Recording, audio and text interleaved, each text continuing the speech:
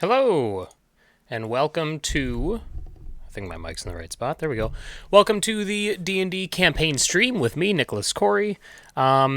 It's Wednesday morning, and that means I'm messing up my stream already. There we go. It's Wednesday morning, and that means that it's time for another D&D campaign prep, in which we prep my campaign, The Heart of Shatrokus, which is a hex crawl D&D campaign for 4 players of mixed experience in Dungeons & Dragons.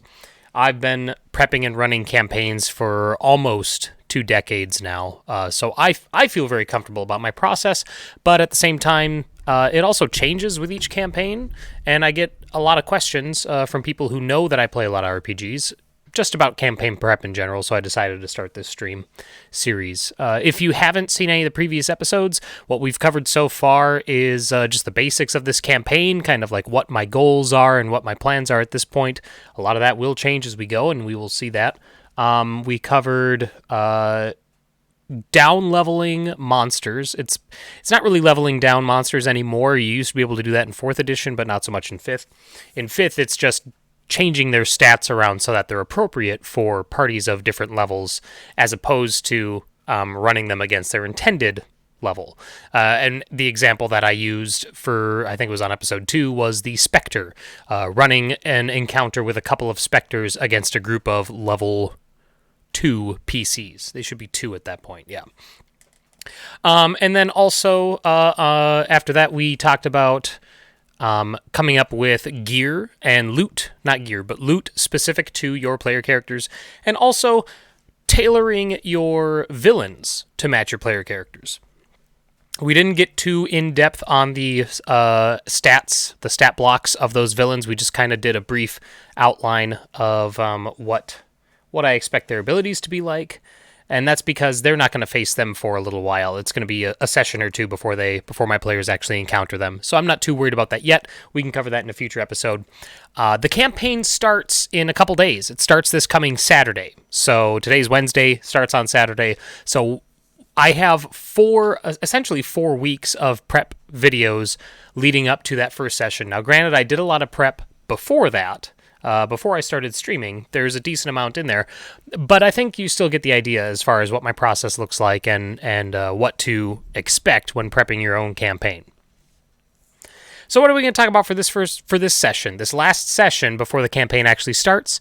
I would like to basically just, at this point is when I like to go over everything that I have for the first adventure, quote unquote, and just tighten things up, maybe make some adjustments here and there. A lot of the stuff I wrote 4 or 5 weeks ago and haven't really looked at since. So some of the DCs for skill checks might be a little high or a little low. The number of enemies they face in some instances might be a problem. So that's definitely something that I want to look into and adjust if need be. And we're going to try running the music bed again. I tried that a couple episodes ago and I didn't really care for it. But when I watched that video back, I kind of liked having it in the background and not having it so quiet when I'm not talking. So, this first session I have titled Secrets and Lies in Viscera City. It's just a working title that may or may not remain. We will see as they go on. And then the first thing I did was I broke the adventure up into various chapters. No idea how many chapters when I started doing this. I just kind of followed my muse and got an idea. It starts with Chapter 1, Ebris is missing. Ebris is that NPC impetus for the player characters, the one who wrote them the letters that we talked about in the last campaign stream episode. He's missing, so he requested everybody come meet him at his house. And then they arrive and find that he's gone. So there's a brief investigation of his house. They can pick up a couple items and pick up a number of leads to point them into different directions to go from there. After that, we have Chapter 2 is split into 3 parts. And these can be tackled in any order. It's all up to how the players want to proceed. There's Belcoria Ardas, the Jackal, and the Visceran Anthropologist Society. Belcoria Ardas. So, the premise of the campaign... I keep bumping this damn mic. Jesus. Alright, let's try it like that. Is that too... Let me check my camera real quick. Is that too obstructing? That's not bad. You don't need to see my face, right? This is the meat of it. This stuff right here. Okay. So... Ebris has come into possession of an artifact that is extremely powerful, extremely powerful magical artifact called the Heart of Shatrokas. It is the crystallized heart of one of the ancient gods of the Lizardfolk pantheon. The ancient Lizardfolk pantheon, so the pantheon that isn't widely worshipped anymore. He's come under possession of this, and a local criminal organization called the Azure Rose wants it from him, because the leader of the Azure Rose is the kind of guy that just likes to collect power and collect magical artifacts, and when he finds out that there's something in Viscera City that is super powerful that he doesn't have access to, and he probably could get access to, well, he wants it. So his men start hassling Ebris. Ebris writes to the player characters, each one individually, requesting their assistance in helping him to return the Heart of Shatrokas back to its original resting place deep in the jungles of Viscera in the ruined city of Zakora. The person who originally found the heart and who gave it to Ebris is a dragonborn swashbuckler named Belcoria Ardas. So they will find information in Ebris's house that point them to Belcoria Ardas. And they could go to her and follow up with her and figure out what role she had to play, maybe if she knows anything about where Ebris has gone. They will also find information that point them to the Jackal. The Jackal is an agent of the Azure Rose. He is the one who has been hounding Ebris, trying to get him to sell the Heart of Shatrokas, and when Ebris refused to sell it, that's when the Azure Rose took more extreme measures. And then they will find information that point them to the Visceran Anthropologists Society. That's a mouthful. And specifically to There's someone in the Anthropologist Society. Oh, Boritar, half-orc commoner, half-orc anthropologist, who's been working with Ebris to basically set up this adventure that would lead them into the jungle to return the Heart of Shatrokus. So they can check out any one of those. Sorry, I'm a little distracted. They can check out any one of those avenues, and the idea is that they're all really interconnected, so if they miss one or two of the leads, the one that they do find will still point them to the other two. I don't want to punish the players for failing a couple of skill checks or not checking every avenue. Once they complete all 3, this is about what I expect to get done in the first session, is about this much. Once they complete all 3 sections of Chapter 2, they will ascend to level 2. And actually it says 2 of the 3. So, okay, and then after that, there's an order here that I'm reconsidering, but we will get to that. If anyone is in chat, I'm monitoring chat on my phone right now. I apologize, but my chat widget, I guess is the term for it, is not functioning properly. So normally chat should be right, down below here in this column that's kind of open for me to see and read, but unfortunately it's not showing up, and I didn't have time to figure it out before the stream started. So I will see if I can do that for our next episode. But moving on. After that, we go to Chapter 3, The Spectres of Shatrokus. The player characters will be... they will come across these specters of ghostly lizard folk attacking civilians in Viscera City. So they will move to intervene, hopefully, and protect these commoners. And the specters, they will learn, are hunting for the Heart of Shatrokus, and they're basically just going after any mortals they can find as long as they know that the Heart of Shatrokus is nearby. So it's kind of setting up this recurring villain, not really villain, but recurring group of antagonists, these specters. They're not unique. I plan for there to be a bunch of them. Excuse me.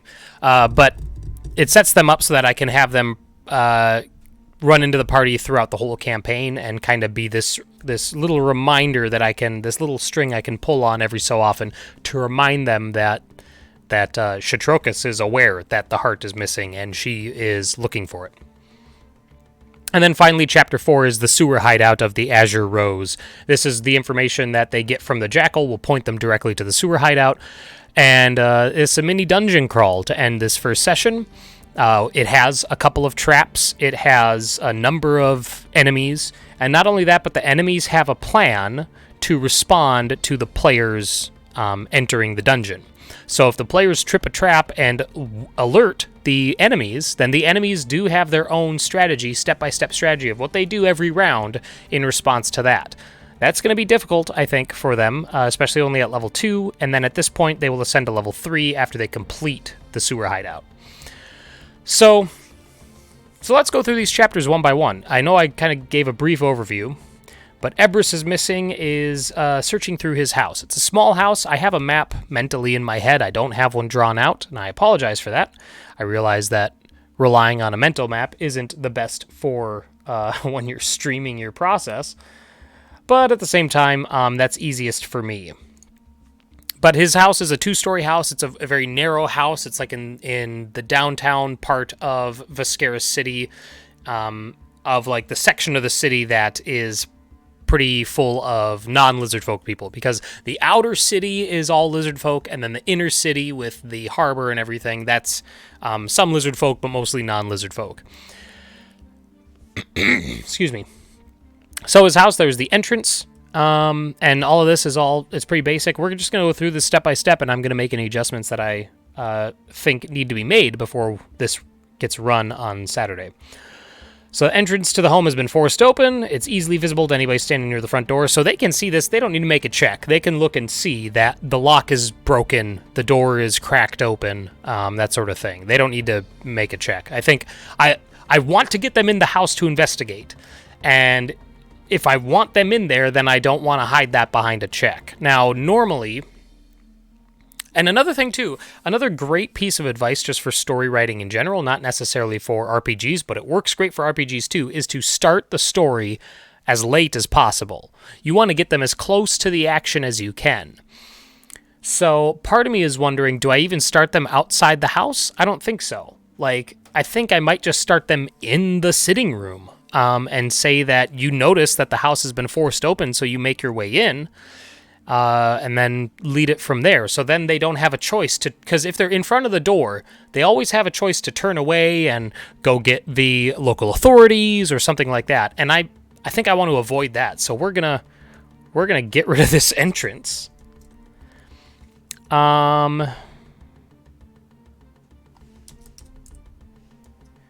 The player characters begin having noticed the forced entry and entered into the sitting room. Okay, so there we go. So now we start them in the house rather than in front of the house. So that way they have... It's not as clear of an option to the players that they could turn around and get local authorities, which they could, but I want to avoid that. I want them to be the acting agents in this. So, sitting room. The room is a mess with overturned furniture and papers everywhere. Intelligence investigation check DC 5 will reveal that there was a struggle in this room and that there is a splatter of blood and a bloody dagger on one side of the room. I'm gonna... near the fireplace. DC 5's really low, but that just means I want them to get it. I want them to see that not only is this room a mess, but there's signs that there was violence. Kitchen looks untouched, so nothing there. I don't have anything that I want to happen in the kitchen. So there's the sitting room and the kitchen. The sitting room is what you enter into. Towards the back of the house is the kitchen, and then in the kitchen are stairs up and also a trapdoor leading to the cellar. So you can go down to the cellar. The stone floor of the cellar has a small area rug in its center, which has a single corner flipped up. Moving the rug aside or succeeding at an intelligence investigation check of DC 5 will reveal a wooden hatch beneath. Lifting the hatch reveals a hidden alcove roughly 2 feet by 2 feet by 2 feet. The hatch had a simple mechanical lock on it, which is broken, and the alcove itself is empty. So, he was hiding something in his basement, in his cellar. Hiding it pretty well. Well, I mean, DC 5 well. It's been found. It's been forced into, found, and removed. So that's the player's indication that this powerful artifact that Ebrus wrote the player characters about is missing. That's the goal of this section. Or of that room, rather. So then once you go upstairs, there is a guest room. You're in a small little hallway. There's a guest room, and then Ebrus's room and a small little storage room. So the guest room is unremarkable, mostly empty, save for a bed and a small wardrobe. I might say that... well, he wouldn't keep money in there. That's silly. I want to put in something that's a little, like, not necessarily beneficial, but that's unique to the setting. So the players may find a cloak emblazoned with the symbol of the... Now, where would he be partial to other than the Anthropologist Society? That is a good question I just asked myself. So I'm going to look at, because right now I haven't written this down other than on these little maps that I made for the player characters. So I'm going to look on these maps for something that would be a cool connection to Ebrus, and that's not anthropology, because he has other interests, right? Everybody has other interests other than their main vocation. So there's the Fang and Feather racetrack. I might do that. Do some dinosaur racing. Give him a cloak with the Fang and Feather racetrack symbol on it. Well, there's a Temple of Order, but that's the Paladin thing. What do we have here? Glass shop, Emporium, Dancing River, and the Hunter's Lodge. No. And then for Mages Guild. Yeah, I think we'll do the racetrack. With the symbol of the Fang and Feather racetrack. And if I'm feeling particularly creative, I'll come up with a symbol for that. There's a nice website called gamesicons.net. That's very easy to create little symbols and stuff of all different colors and with all sorts of imagery on it. That's nice. And they're all free. That's just free to use for your own games. Okay, so that's the guest room. The storage room full of boxes of what most of the heroes would consider junk. Not necessarily junk, or mundane objects. Many of the boxes are marked with the Viscaran Anthropologist Society on them and contain dusty, largely worthless relics. Love that X button today, I guess. And then finally, Ebrus's bedroom. The bedroom is mostly unremarkable except for the Loxodon's writing desk along one wall. The desk is locked, requiring a Dexterity Thieves' Tools check, DC 10, to pick it open, or an Intelligence Investigation check, DC 10, to locate the key hidden inside the mattress of Ebrus's bed. Hidden beneath the mattress of Ebrus's bed. Opening the writing desk reveals the letter to Belcoria Ardas, letter from the Jackal, and letter to Senior Anthropologist Borotar. That's right, I was going to have more letters. So I'll have to write those between now and Saturday. Letter to Belcoria Ardas, letter to the Jackal, letter from the Jackal, and letter to the Senior Anthropologist Borotar. So the DC checks for that go up to 10. I kind of feel like these letters should be spread around the house, because I'm going to change this to a letter from Belcoria Ardas, because I want them to go to these different things.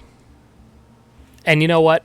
The order, the problem with the order that I said I don't really like is I don't like that the Jackal, they could go to the Jackal in, like, first out of these 3 steps, and then when they succeed that, the Jackal will point them directly to the sewer hideout, so they could skip Belcoria Ardas and the Vascarian Anthropologist Society, and I don't want them to skip those. That's content. I would be okay if they skipped one or the other, but if they skip both, then I would feel like they're missing out. So, the easiest way to avoid that is to take the letter from the Jackal out. Because Belcoria Ardas and Borotar, Belcoria and Borotar will both point the party towards the Jackal. So there's no reason that we need to have a letter from the... Why would the Jackal send him a letter anyway? Like, he'd probably meet with them in person, and then when that didn't work, he would send the thugs to rough him up and take him home. Or take him to their hideout. So we're going to move some of this stuff around. And this also lets me keep this little requirement here, which is after completing 2 of the 3 Chapter 2s, the players will ascend to level 2. I realize this might be kind of hard to read on the screen, so I'm going to zoom this in a little bit. There we go. Is that easier to read? Oh yeah, that's perfect. So now it goes... So then we can just call this Chapter 3. Cut this out. Oh no, keep this here. After completing... And this is all logistical. Like, this isn't necessary for me to spell all of this out like this, but it helps me keep it in mind, like keep it in my head so that I don't necessarily need to reference this material while I'm running the game. So after completing Chapter 3, so it goes 1, 2A, 2B, 3. Perfect. And then this will be 4, and then this will be 5. So that means we can go down here. DC 10s they're higher, so is there one of these letters that would make sense to keep it out? The writing desk, he locks the writing desk. Nobody has thieves' tools. That's another thing. Like, excuse me. Nobody has thieves' tools but an investigation Like, but people have investigation, I believe. You know what? Let's reference the player characters right now. Let's see exactly what skills they have. Granted, I don't have the ranger on me. Okay, the monk does not have investigation. The wizard has investigation, so that's good. And the paladin does not have investigation. Okay. So this will be kind of the wizard's area. Everyone else... I mean, the monk doesn't have investigation, but he has a +3. He doesn't have proficiency with it, I should say, but he has +3. The Loxodon has a +5. Paladin has 0. And let's check the ranger, because he messaged me. He texted me the ranger's character sheet, so I can just reference that once it loads. Ugh, old phone. Okay. Again, no. Oh, here we go. +3. So we have 1, 0, 2 +3s, and a +5 for investigation. So they'll be fine. Excuse me. They'll be fine. I can also move the key. I could reduce the DC of the key when they test for it. The point is I want them to get those two things. Excuse me. Okay, so now we have Chapter 2A, Balcoria Ardas. So if they find the letter from Balcoria Ardas, it will detail how she found the Heart of Shatrokas, she brought it back to Viscera City, she sold it to Ebris, or she gave it to Ebris, a friend of hers, they're friends. I'm deciding that now. She gave it to Ebris, and then from there, she decided I'm gonna move on and whatever. And then the idea is that while she had it, when she returned to Viscera City with it, she was approached by the Azure Rose. They found out pretty quickly. They probably have agents in the city guard or something like that. So they found out pretty quickly that she had this powerful artifact, and they harassed her for it, just like they did for Ebris. So what do we have? Balcoria Art. If the heroes wish to follow up with her, the letter in Ebris' writing desk will lead them to believe that she's planning to leave Viscera City by ship, requiring the PCs to reach the harbor. So that's going to send them to another part of the city. This is a social challenge. She begins as an indifferent NPC, bringing up Ebris. So if the players are talking to her and they bring up Ebris, she'll shift towards friendly, because she likes Ebris. But if they bring up the Heart of Shatrokas first, so whichever one they bring up first will kind of determine her stance. If they bring up the Heart of Shatrokas first, she'll go hostile, because she'll see it as like them trying to get it for themselves. She thinks maybe they're agents of the Azure Rose. But if they bring up Ebris first, then she'll be more friendly.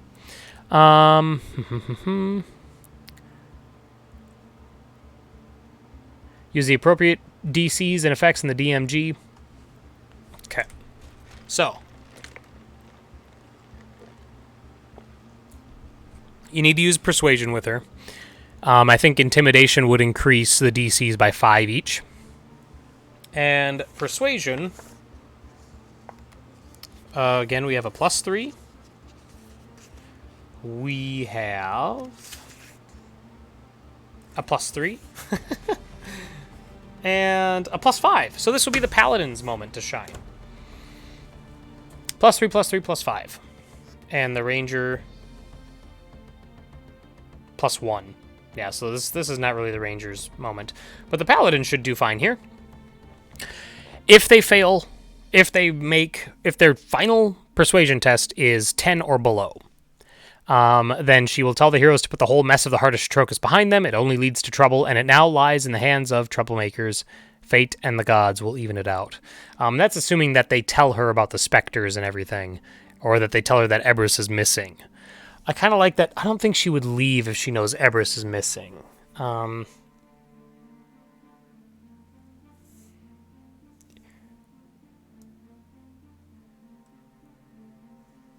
we're going to go like that.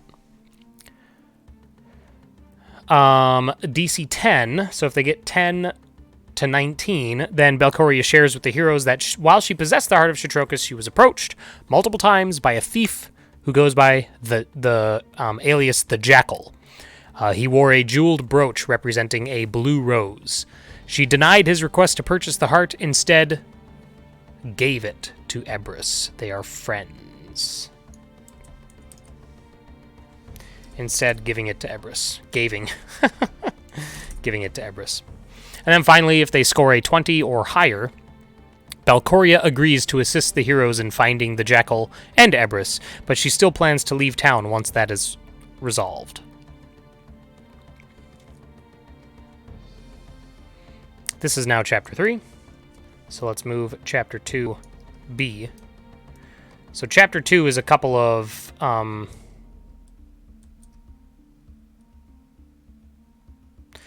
social checks, or social and investigation checks. Okay, so Chapter 2B. Anthropologist Society.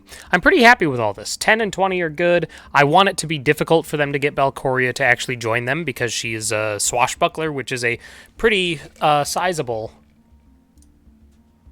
Yeah. CR 3. I think I'd drop her from 3 melee attacks to 2 melee attacks, one with a dagger, one with a rapier. But she's still really good. She's still really good. AC 17, yeah. And then there's just some art I found online. That's like a ranger, but I'm like, whatever. It looks cool. So we'll roll with it. Okay. So I want it to be difficult for her to get them, for them to get her to join them. So, but still possible. All right, Chapter 2B. The Anthropologist Society. Doubles as a library and knowledge center. Ebrus is one of 3 members, all of whom answer to the senior anthropologist, Boratar. Lawful neutral, male, half-orc commoner. Excuse me. The Anthropologist Society provides the heroes with 2 avenues for uncovering more information: open discussion with Boratar and researching materials related to the heart of Shatrokas. Excuse me. Ooh, that one snuck up on me. So, open discussion with Boratar is another social challenge. He's indifferent. He's reluctant to share information with the heroes in case they are secretly members of the Azure Rose. He and Ebrus have been talking about the Azure Rose pretty between each other. Ebrus has been sharing his concerns with Boratar, and Boratar has been guiding Ebrus. If Belcoria is with the heroes, her presence will count as an automatic success for this situation, but we're not doing... Oh yeah, there is only a failure or success. Otherwise, the heroes will need to prove to Boratar that they are friends of Ebrus. If they make a persuasion check of less than 10, Boratar refuses to share any information with the heroes, but he allows them the ability to use any of the Anthropologist Society resources, so they can visit the library and do their own research. If they make 10 or higher, Boratar sees the heroes as allies and shares with them the little bit of information he knows regarding Ebrus. The Loxodon feared a group called the Azure Rose, and he obtained the heart of Shatrokas from Belcoria. So if they haven't gotten to Belcoria, or they... Well, that really isn't useful. So let's take this out. The Loxodon feared a group called the Azure Rose, and the Azure Rose has agents in many of the taverns in Lower Vescara City, inside the Wall of Scales. The Wall of Scales is the wall that separates the lizard folk part of town from the non-lizard folk part of town. Excuse me. So then we have the investigation challenge as they search through the Anthropologist Society's materials and books, but they can find the following information with investigation checks. Failure, if they all score lower than 5, the heroes fail to find any new information. Success, Shatrokas is the old lizard folk deity of knowledge and the veil between life and death. So knowledge and the grave. She's represented by a female lizard folk wearing a crown of teeth. A crown of dinosaur teeth.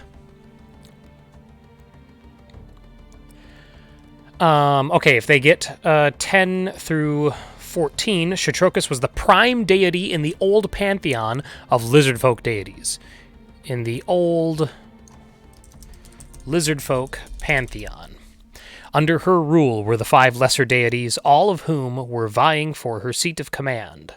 And these names have changed, so now I have to decide which names I like better, the 5 that I have here or the 5 that I came up with separately. So it's not that they changed, it's that I wrote something else. Where did I put those? Oh, they're there.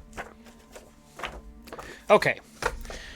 So here we have the 5 lesser deities are Lond, the god of death and nature, Raka, of trickery and arcana, Irdash, of order and war, and the twin gods Oth and Oath, of light and twilight. And the ones I came up with here are Ishiv, of nature and tempest, so we don't have either of those represented there, nature or tempest. Asho, of war. Sepun, of arcane and the forge. We don't have either of those represented there either. And Kirkath, trickery. So, oh no, we do have arcana represented, but not the forge. So let's combine some of these. Shall we? Lond, of death and nature, and I have Ishiv, of nature and tempest. I like Ishiv better. And Shatrokas is already the goddess of the grave, so we're going to take death out and make Ishiv of tempest and nature. Then we have Asho on here on my handwritten notes, Asho.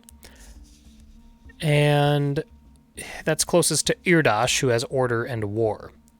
Asho, Irdash, Ishiv. I already have an I. Ishiv already starts with an I, so we're going to make this Asho. And I'm going to keep that as order and war. Sepun is arcana and the forge, whereas here, Raka is trickery and arcana. So that implies that the ancient lizard folk had very different relationships with the arcana based on the information here that I have typed up and the information I have written up. The one that's written up, the god is of the arcana and the forge, which would mean that the lizard folk believed that the arcane could be wielded and could be melded. It could be molded into whatever they needed it to be. Whereas in the written version, the ancient lizard folk believed that arcana was chaotic and it was ultimately elusive. I kind of like that. I kind of like going with this not being sure, like if arcana is a tool that they can use. I like that sort of a little bit more primitive view of it. It kind of makes a big difference or establishes a disparity between how the lizard folk used to think and how they think now. Wool TV, welcome. Woolly TV. I rolled a nat 20, so the encounter table told me to wave over the Great Sea. Hello there. Thanks for watching. I appreciate having you here. Okay, so I like having that disparity between them. So we're going to keep Raka. We also don't have a god that starts with Raka. Well, that starts with an R. We have Shatrokas, but I like Sepun better. I like that name. That just sounds so much cooler. But we're still going to keep him trickery and arcana. And then finally we have Kirkath on here, on my handwritten notes, was a god of trickery. And the last ones I have were the twin gods Oth and Oath for light and twilight. This is really unique. This sets them apart from everything else. I really like that, so we're going to keep that. Oth and Oath. Okay. So that's what they can get if they roll an investigation check of 15 through 16 plus. No. Oh, yeah. All right. So if they roll an investigation check of exactly 15. And then if they roll 16 or higher for each point above 16, the heroes are able to mark on their map the location of a shrine devoted to a random lesser deity. It is impossible for the heroes to locate the Shrine of Shatrokas in this matter. I'm not going to have the map ready by this time. Because the map is, again, that's a big prop that it's not going to be ready for here. So I'm going to take that out. And we're going to make this success DC 15 plus. Okay, so now they have completed, at this point they've completed talking to Belcory Ardas, well maybe, and/or they've gone through the Anthropologist Society, which means that at the end of Chapter 2, they will make it to Level 2, going into Chapter 3. So that means that they will be level 2 before they ever enter into combat. That'll help a lot. That'll make it that much more likely that they will not die. Okay. Chapter 3, The Jackal. Heroes will find a lead to this individual from a letter in Ebrus's writing desk. That is no longer the case. From successfully getting information from Belcoria Ardas. The Early Turtle. That's a fun name. But that's also not what I want it to be. I want to use one of the taverns that I put in the maps that I created for the players. These little handouts. There's the Crow and Cat, which I kind of like that name, the Crow and Cat. There's Rinstrom's Ale House, which is kind of by the harbor. That might be too easy, because that's really close to where they get Belcoria Ardas, or where they will encounter her, rather. There is... I'm going to have to open this one. I don't want to put too many names in here, you know what I mean? Like, I don't want to have too many different establishments. I want to keep things mostly... I like giving them stuff like this. I like giving the players stuff like this, and then calling out to things on it so that they're like, oh, wait a minute, I remember that name. Like, the Splintered Shield. Ooh, that's fun. And that's right by an alley by the Mages Guild. So yeah, the Splintered Shield will be where the Azure Rose, or specifically the Jackal, hangs out. It's not the Early Turtle. Splintered Shield Tavern. Okay. Tavern is mostly empty, save for 2 bandits. If Belcoria is with the party, increase the number of bandits to 3. The Jackal is seated on his own in the back corner of the common room. Attempting to get information from the Jackal. I'm kind of okay. We can probably increase their level 2. What is the Jackal? He's a spy. This is just some art I found. Not great quality. I'm actually going to delete this because it looks pretty bad. But he's a CR1. Yeah, two bandits is probably good. Because he's going to be making 2 attacks, so... The Beast 42, thanks for joining us. It's going great. Right now, this campaign is starting on Saturday, so we are just running through everything I have planned for this first adventure, first scenario, and making adjustments as we go.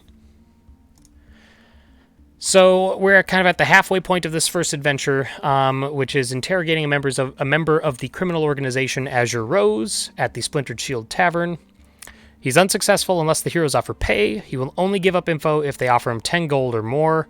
Any sign or even threat of violence will cause the Jackal to signal his allies, the bandits, the 2 bandits, or 3 if they have Belcoria with them, and combat will ensue. The Jackal will fight until half of the bandits have fallen or until he is bloodied, 14 HP. At that point, he will offer up what he knows regarding Ebrus and the Heart of Shatrokus as follows. Alright, and that information is, he works for the Azure Rose, a criminal organization led by a tiefling named Scathus. Scathus is trying to amass a collection of powerful magical artifacts and could not resist the prospect of adding the Heart of Shatrokus to that collection. Belcoria wouldn't offer up the heart, and the Jackal wasn't willing to ambush her. Her decision to hand it over to Ebrus was fortuitous for the Azure Rose. So Belcoria is a powerful fighter. And I think that will be apparent to... Like, the players will understand that the Jackal is afraid of Belcoria if she's with them when they go here. And then finally, the Jackal doesn't know for sure where Ebrus was taken to, but it was likely to the Azure Rose hideout in the sewers. So the Jackal, he's opportunistic. He wants to live. He will surrender all information to save his life. And if the player characters take out his bandit allies, half of his bandits... The Jackal will fight until the bandits have fallen or until he's bloodied. So the easiest way to end this combat encounter is to focus on the Jackal and just survive the bandits. Because if you get the Jackal down to 14 HP, which isn't too hard with a group of 4 level 2s, then he'll surrender. Like, he doesn't care that his friends are still up. He'll be like, no, stop hitting me. Let's talk. And he will give up any of this information as long as they allow him to go free. And in fact, we're going to say with a successful intimidation, which is what? That's charisma. Charisma, intimidation, check DC 15. The Jackal will offer to lead the player characters to the sewer hideout. But at that point, once they reach the entrance, he will take his leave. And he won't be sneaky about it. He'll just say, if they intimidate him, he'll be like, all right, fine. I will show you where where this hideout is, one of the hideouts, the last one that I knew that Scathus resided in. But once we get there, I'm gone. Like, you have to let me go. And he won't offer to help them he won't help them unless they agree to that. Excuse me. All right. Chapter 4, The Spectres of Shatrokas. This is where we're getting into the meat of it. Not long after the completion of Chapter 2. Again, this is a lot more writing than I normally do for my... Or Chapter 3. Than I normally do for my campaign prep. This is all just to... 1, it helps solidify the info in my head. And 2, it gives you guys, viewers, something to look at while I'm going over this. So not long after the completion of Chapter 3... the sun will begin to set. The sun will be setting in Viscera, and the player characters are likely either A, heading to the Azure Rose sewer hideout, or B, heading to an inn for the night. It is in this transition that the heroes will encounter the Spectres of Shatrokas. Use the statistics for a Spectre, except reduce the necrotic damage from their attacks to 1d6. Ugh. How many Spectres? 2 Spectres, 3 instead of Belcoria's with the party. 1d4. Use statistics for a Spectre with the following changes. And those changes are HP reduced to 11 from 22. Which means that since they'll be attacking with things that the Spectre has resistance to, the Spectre effectively still has HP of 22. Because they're not going to have damage types that the Spectre won't have resistance to. Reduce attack damage from... reduce it to 1d4 plus 1 from 3d6. Con save of 10 or... max HP reduced by 1. Down from full damage sustained. So, okay. 2 Spectres at 11 HP. And they're 3 level 4s. No, let's do 3 Spectres, 4 instead if Belcoria Ardas is with them. The heroes will come across the Spectres attacking random civilians. Add 4 commoners to the encounter as the initial targets of the Spectres. If all 4 commoners are saved by the heroes, grant them inspiration. After a Spectre is destroyed, as it dissipates, it whispers an ethereal warning to those around it. Return the heart, her tomb has been desecrated, mortals will suffer for their transgressions. So that gives them the idea that... things are... that the Spectres are here because the heart is missing, and the Spectres will continue to come until the heart is returned. So they're going to be something that I can pull or insert into the campaign at various points. And then finally, Chapter 5. And I expect Chapter 5 to take as long as the rest of the campaign, or the rest of the adventure did up to this point. This is the dungeon crawl, the mini dungeon crawl. Here's the map that I'm using. This is a map acquired from Roll20 that I opened up in Photoshop, or GIMP, the free version of Photoshop. Free Photoshop-like application. And then I added the room labels to it. Not long after the... Oh, no, wait, we did that already. Chapter 5, The Sewer Hideout. This chapter is a mini dungeon crawl through the sewers of Viscera City. The hideout was once a cloister for an evil dragon cult, but the cult was located and routed by a band of adventurers. Fun little note. when I was pitching campaigns, I came up with 4 different campaign ideas, all set in the same campaign world, my own creation. And I pitched those to the players, and I said, vote on the ones you like. And one of the campaigns was the Horde of the Dragon Queen, where I just said, I'm just going to run this out of the book adventure, but it's going to be set in my campaign world, so I'll make some adjustments, but, you know. So I don't know if there's ever an evil dragon cult in the sewers in Horde of the Dragon Queen, but they knew, like, when they were reading the options, Horde of the Dragon Queen, it said, there's a dragon cult that's arising, and you have to put a stop to it. So this is kind of a fun little, like, what could have been moment for them. If they remember that, they may not. After sitting unused for many years, the Azure Rose eventually moved in and claimed the hideout as their own. The characters enter the map from the northeast corner. So from here, they're going to come in, this side, down these steps, around this big pit, and then down to this room with a smaller pit and 2 secret doors. Secret doors. Secret doors in this dungeon have a Wisdom Perception DC 10 to spot. Both secret doors are trapped with a tripwire and alarm bells. Any character who inspects the door with Intelligence Investigation check DC 10 or opens it with a passive Wisdom of 10 will spot the tripwire. The wire can be stepped over or it can be disabled with a Dexterity Thieves Tools check DC 10. They're not going to disable it because nobody has Thieves Tools. And let's look at their perception, their passives. We got a 10, a 12, and an 11, and I'm pretty sure our ranger has 10 or higher. So I'm going to say 12. We're going to increase the passive to 12 because I want this. I want it to be where some of the characters threaten to trigger the alarm bells, and 1 or 2 of them will not. So it all depends on who's up front. Storm King's Thunder. I am not familiar with that one, Beast. I'm familiar with it. I'm aware of it. I have access to it on, on D&D Beyond, but I haven't actually read it.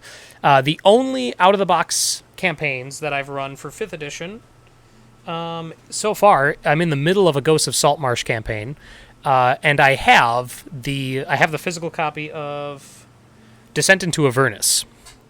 And then I have the digital copy of Storm King's Thunder, among a bunch of others. And I've kind of just paged through them here and there, but I haven't actually played them. You should let me know what you like about it. I'll check back in chat here in a second. But anyway, so I want those traps to be something where if the character with passive of 10 goes through first and they're not paying attention or they haven't spotted it, then they're not going to, and they're going to trigger it. I want there to be that threat of triggering it. So that's secret doors. And then dungeon features. Ceilings are 8 feet high. Walls are smooth stone bricks. The whole are smells? What? The whole area smells, I bet. The whole area smells, but in an area with open water, the heroes will need to succeed at a DC con saving throw of 10. DC 10 con saving throw. We're going to reduce that to 7. Why? Because I don't want to punish them too much. Because that would really suck. Being poisoned until they leave the sewers. Anytime they enter a room that does not contain open water, they can attempt it again. Saving throw makes them immune to the stench. That might be too much. They're level 2. That might be too much. Yeah, we're going to get rid of that. They're level 2. I wanted to do like an easy version of like the troglodyte stench. But that's just, I don't want to discourage too much exploration. Because I think if 2 of them fail that check and they're now poisoned, they might just turn around and leave. And again, I don't want that to happen. I want to encourage them to go into this dungeon. So we're coming up on our end time, so I'm going to hurry through the rest of this. The guard room has 2 guards and a blink dog. And then those guards will alert other characters if the alarm bells are triggered. And I have the whole defending the sewer hideout stuff. The antechamber is otherwise unremarkable. It has a few braziers. If the players are undetected, if they come in undetected, the room's empty. The Shrine of Tiamat has 2 cultists. This is no longer cultists. So that's another thing, is I should just skip straight ahead to defending the sewer hideout. Because the idea is that they come in through the secret doors, Room 1 has 2 guards and a blink dog. Room 2 is empty, normally. Room 3 has 2 cultists. Where's 4? Oh, room 4 is where Ebris was kept. By the time they arrive, he will be gone. And then room... If they come in the eastern secret door, room 6 has 2 more bandits and a blink dog. Right? Is it bandits? Yeah, 2 bandits and a blink dog. 2 bandits here, blink dog. And then 3 of the 4 room 7s have bandits. And then there's a bandit in room 8. And then... yeah, and then that's it. And the idea is that there will be a secret door on the south side here by 4, and that's how Scathus and his men escape. But I want to insert the party, the evil party that we came up with last time, the monk, the rogue, the druid, and the sorcerer. I want them to be in this part of the campaign as well. So, I think the antechamber, the monk, we have a monk, rogue, druid, sorcerer.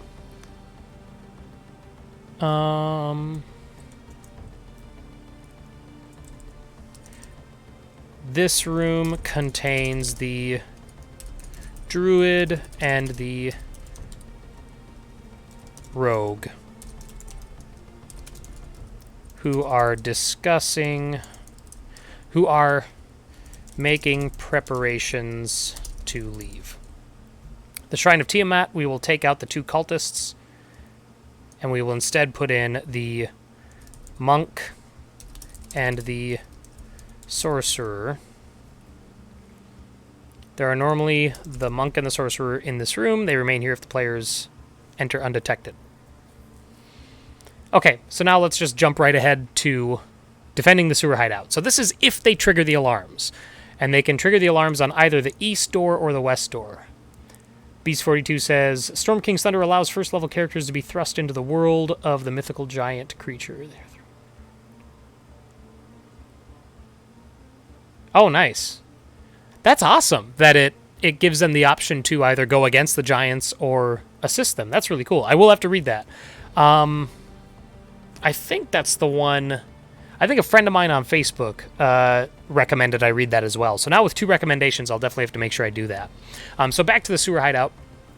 If they trigger the alarm on the west door, the guards in room 1 hear the alarm and flee. One of them goes to room 6 to alert those there. So that's the room with the other like bunk rooms outside of it. The other makes for room 3 with the blink dog to alert the monk and sorcerer.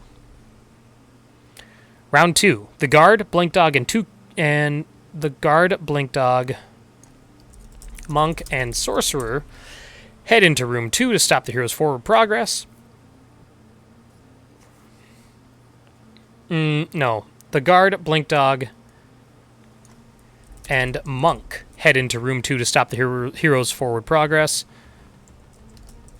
The monk will flee if bloodied. The other guard alerts the 2 bandits and the second blink dog in room 6, who each then alert the 3 resting bandits in room 7. Round 3. The enemies in room 2 engage the heroes, or if the heroes haven't moved beyond room 1 yet, so if the heroes are hanging out... So they're all here, and if the heroes are still in room 1, then...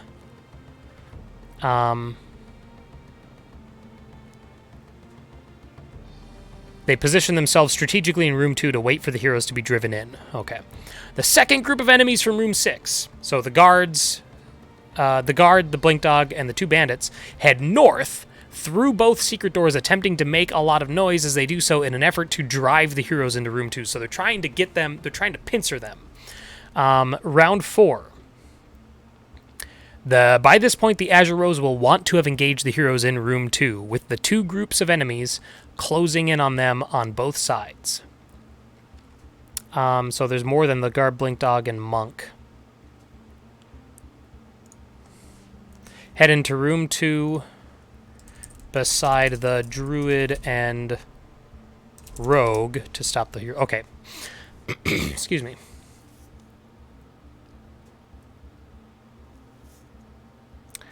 Closing in on both sides, these enemies will fight to the death, other than the monk, druid, and rogue, because I want to establish these characters as recurring villains.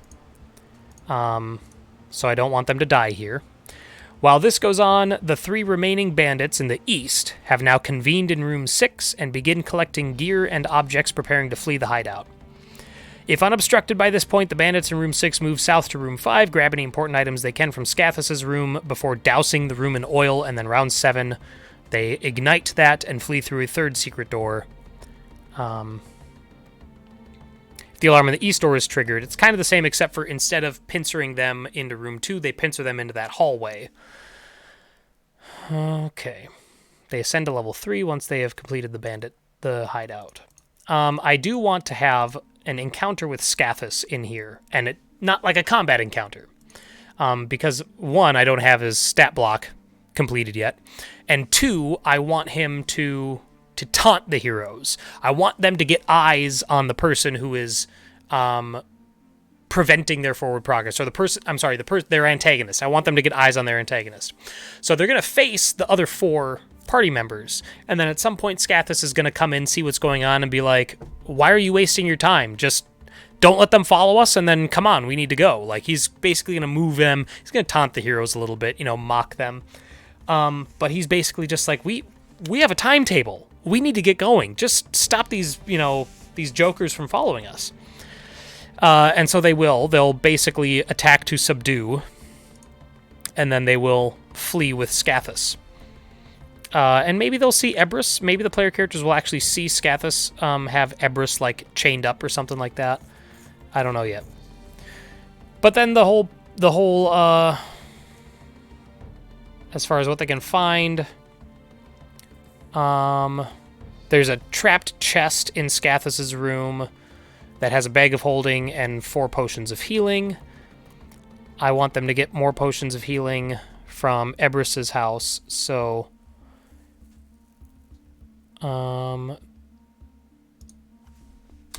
there is an open box containing 2 potions of healing in the cellar, and in his bedroom, also in Ebrus's bedroom, can be found a scroll of what? Which one did I determine? I have all this written down. Here it is. Scroll of Detect Magic.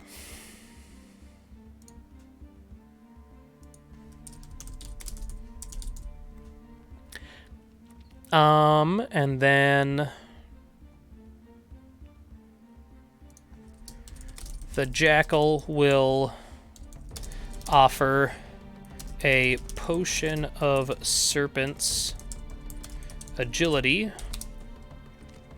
in exchange for his life. Again, Serpent's Agility is like a giant strength potion that I just made up because our monk has low dexterity. I want to give him something to boost that dexterity for a short time. And then finally, in the sewer hideout, bunk rooms. The bunk rooms contain a scroll of See Invisibility and 5 arrow +1s. And then we'll put 1 more magic item in Scathus's room, which is the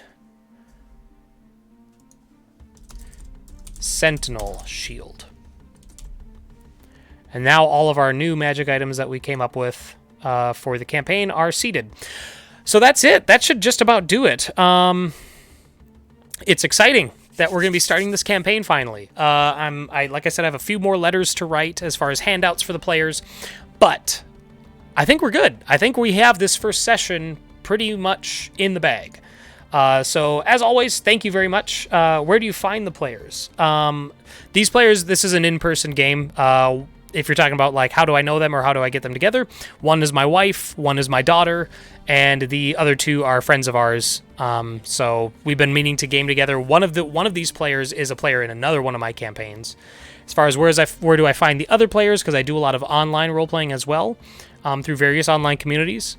I'm a host of the Mythos Busters podcast.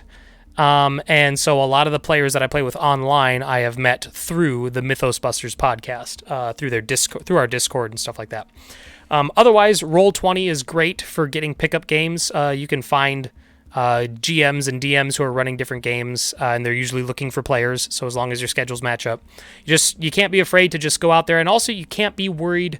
Like, not all gaming groups work out, and sometimes you and other players, or you and the DM, personalities clash or playstyles clash, and you just have to be okay with stepping away and trying again. Like, there's always a risk of failure. But if you have any interest in following any more of my work, you can see my Twitter handle is @NicholasKory. My website is nicholaskory.com. I offer various services for helping you to prep your campaigns, or even to prep a campaign for you. You can learn all about that at nicholaskory.com or at fiverr.com. I'm on there as well.